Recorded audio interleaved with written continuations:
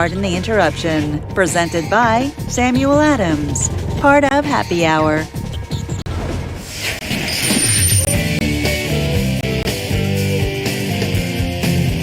Time for Toss-Up, where I play the role of Aaron Donald and Mike plays the role of whichever bear tried to block Aaron Donald.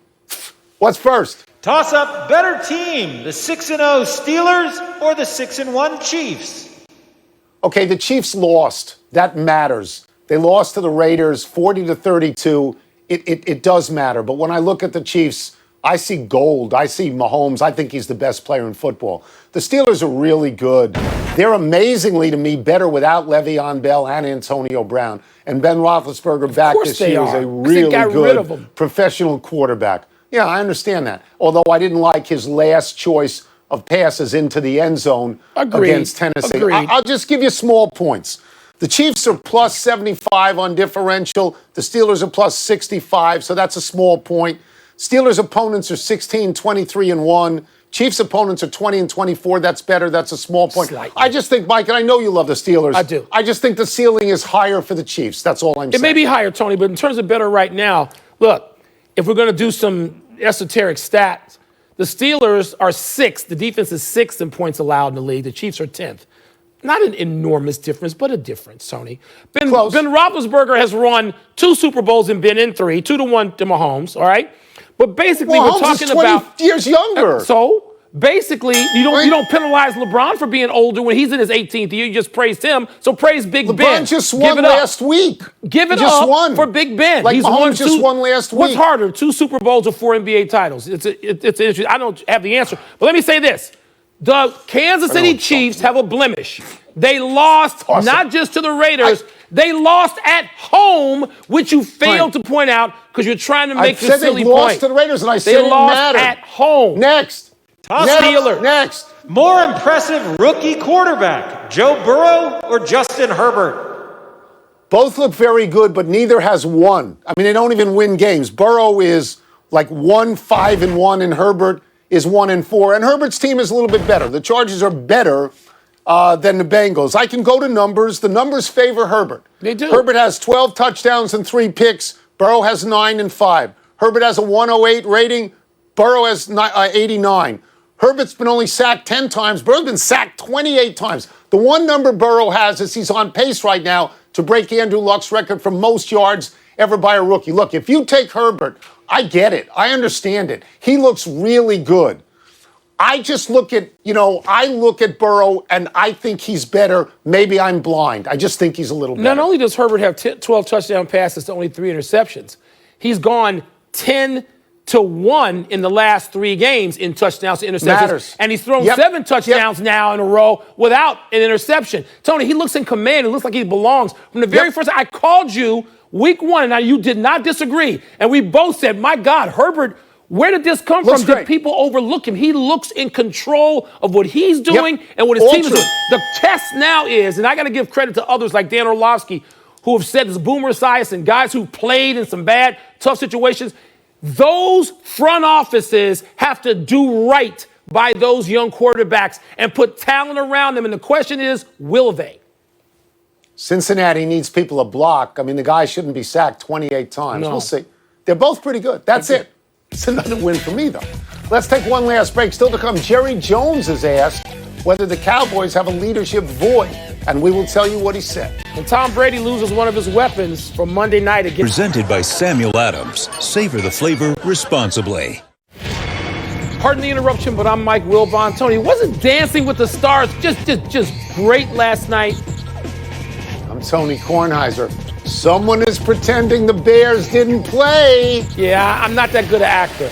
They played, they stunk, and I want a piece. Game stunk. I want a piece of the head coach, which I'm going to get right off the top of this show. So you're back to that. You're back to hating Nagy. I only took a week off. I took 1 week off. Good for you. Yeah, from slamming him. Yeah, I feel your pain in this one. Your team stinks. Welcome to PTI, boys and girls. In today's episode, will the Rays force Game 7? Will LeBron show up for the start of the season? And will Wisconsin have to start a 4th-string quarterback? But we begin today with last night's utter no-show of the Chicago Bears offense. The final score was Rams 24, Bears 10. So the Chicago offense got outscored by the Rams and their own defense, which put up 7 of the 10. Current Bears savior quarterback Nick Foles was intercepted twice and sacked 4 times. Wilbon, would you like to focus on how good the Rams looked or how bad the Bears looked? I don't know how good the Rams looked because they played the Bears, and the Bears had no clue. And it's an indictment of their head coach. Their head coach. Let me be very specific. It's an indictment of him because he came in as an offensive genius and he has no offense. All right? So it's an indictment of him, the structure of his offense, and his play calling. At 4th and 1 at one point, Tony, and I think it was still a real game, he hands off to his return man, all right? His returner has probably never had a 4th and 1 in his life, and blocking in the game at the same time is the guy, the draft pick, who looks like he can actually be a runner. And so he right now is failing the team in any number of ways and doesn't seem to get it. He doesn't even seem to understand that his opposite number, Coach McVay, just kicked his butt all over the field. And he's rarely accountable for what happens. He goes, wow, I've never been a part of something like this before. Well, you are now, and your offense, and you're supposed to be a genius, it stinks. I don't know that I can put a finer point on it than that.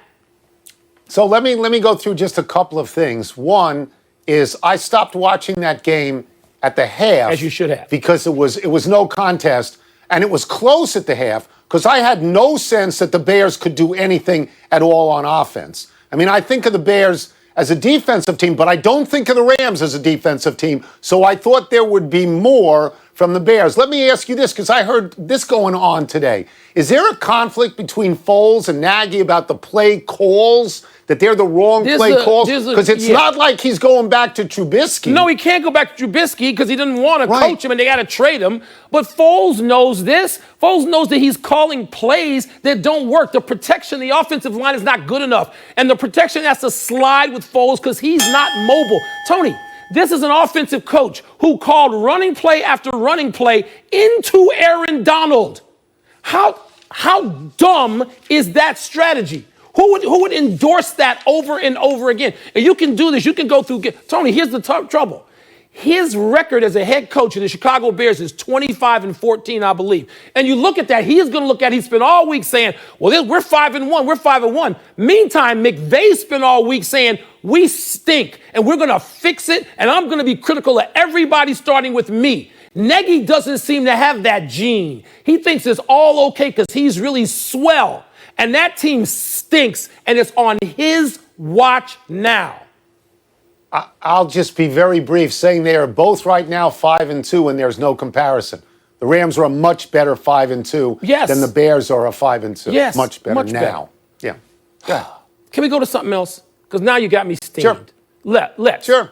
The Dodgers will win the World Series. Force a Game 7. Tampa turns to its ace, 2018 Cy Young winner Blake Snell, while Los Angeles counters with rookie Tony Gonsolin. Gonsolin went 4 outs in Game 2, but Dave Roberts hopes he'll go 5 or 6 innings tonight. Tone, do you like the Rays, plain and simple, to push this to a Game 7? So let me go over Gonsolin just for a second. The statistics from these playoffs. He's gone 7 2/3 innings. He's given up 8 earned runs, 7 walks, and 3 home runs. Why would I have faith in him? More importantly, why would Dave Roberts have faith in him? Why would Dave Roberts say he could go 5 or 6? I mean, I don't even understand that. On the other side, the task for Kevin Cash is just to know exactly when to hook Blake Snell. Because Blake Snell's numbers through 4 and after 4 are incredibly different. 4 2/3 in the last outing, right? If he goes 4 innings and 4 innings only, 3 runs in 20 innings and a 1.35 ERA. Once he gets past the 4th, 6 runs in 4 1/3 innings and a 12.56 ERA. So if you hook him at the right time, given the fact that it's Gonsolin, who has not won a Cy anything, against Snell, who has won a Cy Young, if you hook him at the right time, the Rays should win, even though I don't want to see that. Go ahead. You don't want to see a Game 7? No, I think the Dodgers are better. That's all. I just think the Dodgers are better. Fine. I didn't know you were the keeper of the Dodgers. I'm rooting for the Dodgers. No. I got one up on you. I know the owner, okay? So I'm rooting for the Dodgers. But I want to see a Game 7. Who doesn't want to see a Game 7? What are you talking about? Let me just say this. I'll give you an over-under on Snell. Snell's got to go 6 innings tonight for the Tampa Bay Rays. He doesn't go 6. I'm saying to you Mike, that he doesn't tonight go 6. He's got to go 6. Look, trends are broken, huh? There's a certain Dodger ace who had a stinky history, but he's been pretty good in this World Series, right? And certainly the last 2 games. Yes. So I'm telling you, Snell's got to go 6. If they get 6 innings out of him tonight, I mean, good innings where he's given up 3 or fewer runs, I think Tampa will force this to a Game 7. Let me go to Kershaw for a second, because his 2 victories give the Dodgers the chance to win, because it gives them Buehler if there is a Game 7. That's right. And they get to see Charlie Morton, who was great, but when they saw Charlie Morton, they hit Charlie Morton. Yeah. So Kershaw's 2 victories are absolutely critical. Our next story focuses on the potential December 22nd start of the NBA. Danny Green, who's on the championship Lakers, isn't sure that a December 22nd start will please the Lakers in general or please LeBron James specifically. Green told The Ringer, this quote is great, "I think most guys are saying, I'm not going to be there. I wouldn't expect to see LeBron there. I wouldn't expect to see him probably for the first month of the season," unquote. Woo! Wilbon, do you expect to see LeBron on December 22nd? Yeah, because isn't that when they get their rings? LeBron gonna skip the ring ceremony?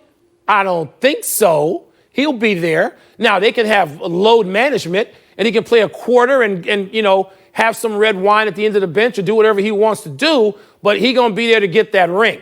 And I think that Danny Green, who's won some championships in his life now, will be there too. So look, I understand why they feel this way. I totally get it. They're exhausted. They're emotionally, mentally, physically shot. They didn't just win a championship and go to they did this in a bubble. They didn't have their families. Yeah. They had no normalcy. They had nothing. I don't blame them. I wouldn't want to post either. But the league is going to have to do this, Tony, and television commitments. Our bosses and the bosses at Turner and the bosses at the local sports affiliates, they're the reasons in large part, not entirely, that this season is going to probably at least attempt to start earlier than seems reasonable.